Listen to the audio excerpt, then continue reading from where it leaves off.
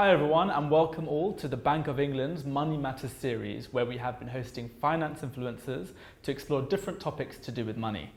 If you want to know more, please do check out our social media channels where you can find more information on Money Matters series and so much more. My name is Danish, and today we'll be exploring a slightly different topic. Previously, we've discussed savings, budgeting and investing. But today we'll be taking a look at a key part of what we do here at the bank, known as monetary policy. Now, don't worry if that doesn't make too much sense right now. I guarantee that by the end of this podcast, you will have a greater understanding of monetary policy and how it impacts you. So to discuss this topic, I'm delighted to be joined by our guests today. From the bank, we are joined by Tamara. Hello, Dinesh. Great to meet you. Nice to Would meet you. you like to introduce yourself? Yes, I'm Tamara, and I work in the area of the bank that supports the monetary policy decision-making process in a team that provides economic analysis. Thanks very much for joining us. It's great to have you. And we are also joined by Ronke, who is a finance influencer. I think we term you finfluencers nowadays. You create financial content. Is that right? Yes, we do, Danish. Please introduce yourself. Hi, I'm Ronke Odemumi. I'm a personal finance coach, and I educate and share information on budgeting, saving and investing to help you DIY your personal finance journey. Well, thanks very much for joining us at the bank today. I don't want to go too much into introductions, without much ado.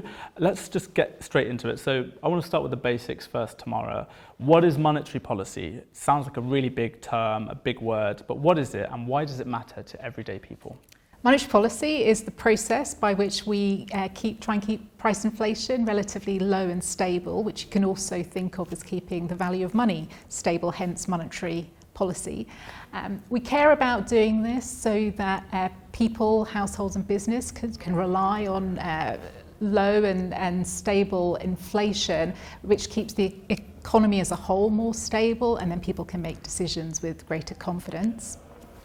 We do this primarily by varying a core interest rate in the economy that then cascades through. When inflationary pressures are relatively high, as they had been recently, then the interest rate is higher, and then the interest rate is lower when we need to lean against lower inflationary pressures in the economy. So as the bank, as a central bank, we have like a toolkit, and one of those is how we change the interest rates. And that kind of has an impact on the price of things and the kind of follow-on impact in the economy. Is that right? Yes, indeed. So that's the core tool that we have, as we call it, to manage inflation in the economy. And we set it to try and then think about inflation, maybe not just today, but inflation over the period ahead. Ronke, can you help us connect the dots between inflation, interest rates and personal finance? How does it affect people with mortgages, savings or debts? So just as Tamara said earlier, that when inflation goes up, interest rates by Bank of England and central banks likely to go up as well to control demand. And when inflation goes down, these interest rates too are likely to come down to manage that. So there is a sort of thermostat relationship between inflation and interest rate, with the interest rate serving as a thermostat for inflation. The connection with personal finance is that when interest rates go up, it impacts savings rates as well, which goes up, and it impacts debt, which, for example, unsecured debts like credit cards can become more expensive with less impact on fixed debts. But for debts, there is that impact. For savings, there is that impact. Increasing prices means that we are spending more on essentials and having less for discretionary spending as well. So there is that link with savings, debt, and spending, and inflation and interest rates. I want to stay on this topic of inflation, and in particular how it relates to everyday life. So you spoke about the impact on prices. What are some of the common misconceptions that people have about inflation? People tend to believe that inflation affects everybody the same way, which it doesn't, because how inflation affects you depends on your level of savings, your level of debt, and how much you're spending on needs versus wants. A second misconception is that inflation is bad. And inflation is not always bad, because lower inflation has an impact, and high inflation can result in higher interest rates, which rewards savers while punishing borrowers. So there is that misconception as well. So we've spoken about how inflation can affect prices. Ronke, as a finance content creator, can you share tips for managing personal finances when prices change? What I would say, when there is high inflation, there are two key tips I like to follow. The first one is to prioritize essentials. Prioritize your needs over your wants. Make sure that you are spending more on what you need before moving into discretionary spending.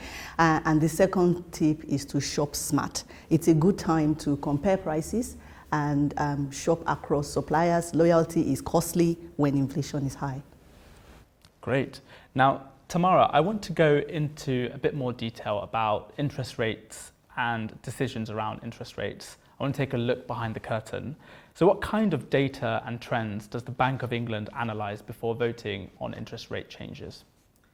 Really, it's a very wide range of information about the economy that feeds into each decision.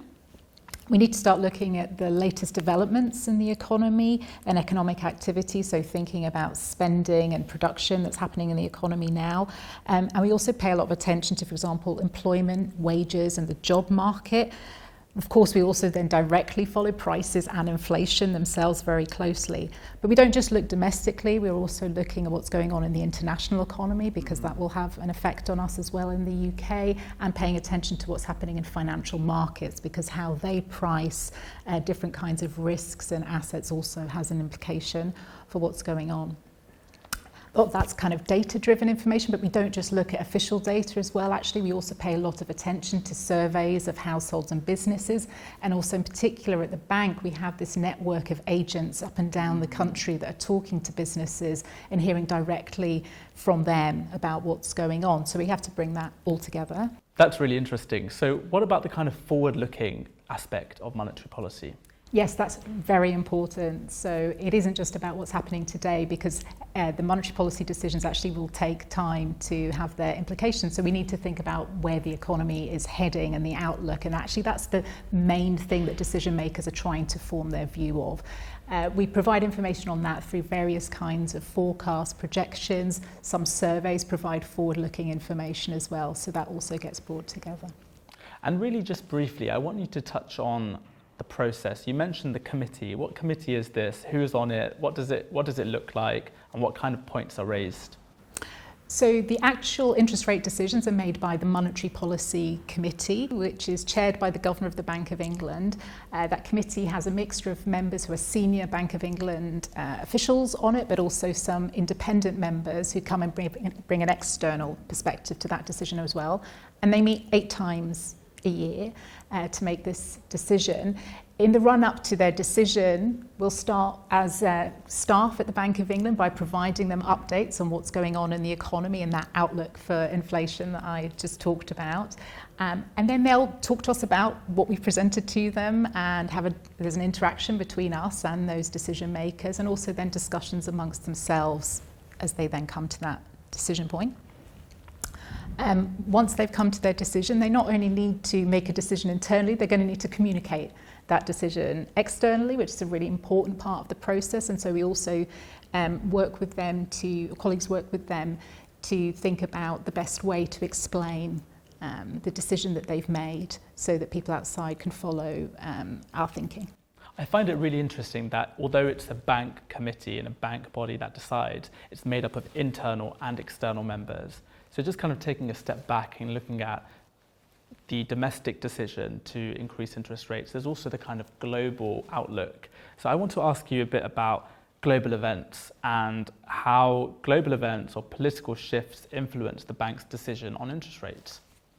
Global events can be really important, as we've seen in recent years. So, for example, when you get global events that affect the prices of key commodities, such as particularly energy prices, for example, that will affect what happens to price pressures in this economy, and the Monetary Policy Committee has to pay attention to that and decide how to respond to manage inflation in the UK going forward.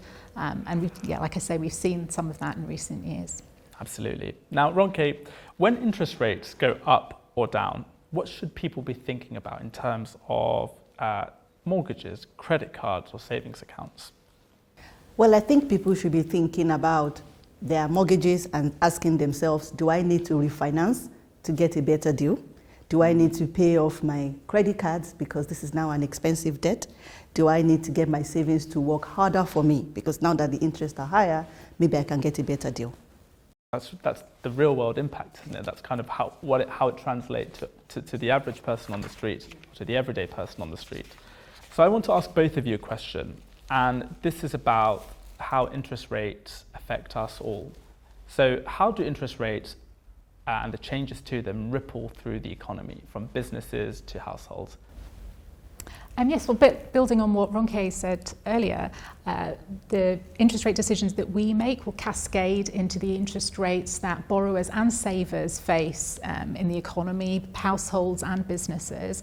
And the shift in those interest rates should then affect how people make decisions on what to spend, save and invest. As they make those decisions, that's going to affect the economic activity in the activity in the economy, which in turn will affect price pressures. And in terms of the kind of real impact, so from businesses to households to like the decisions we might make on an everyday basis about what to buy, where to go, whether to save, what are the impacts of the interest rate changes for the everyday person? I mean, the impact is on their savings rate. It's on the prices of the goods we have to buy in the shops, which the prices go up. The impact is on the interest rate you get on debt, whether it's your mortgage or your credit card or your loans. And the interesting thing about interest rates is that when they go up, people feel the ripple effect very quickly. This brings me on to my next question. Now, Tamara, you mentioned that the MPC meets 8 times a year, is that right? So you're talking about 8 points in the year where a decision is taken on interest rates.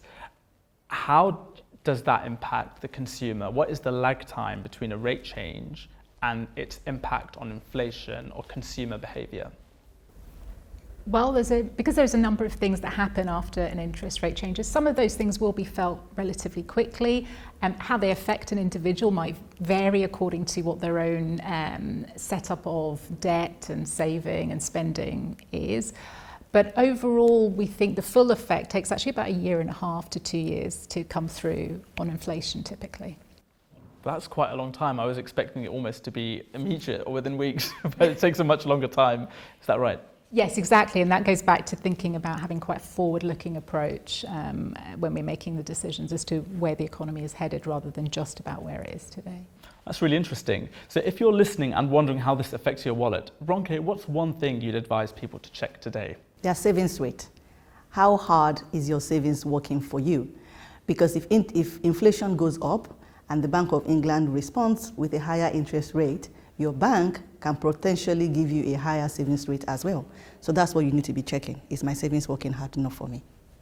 That's great. And Tamara, now looking ahead and thinking about the future, what are the current trends the bank is watching most closely?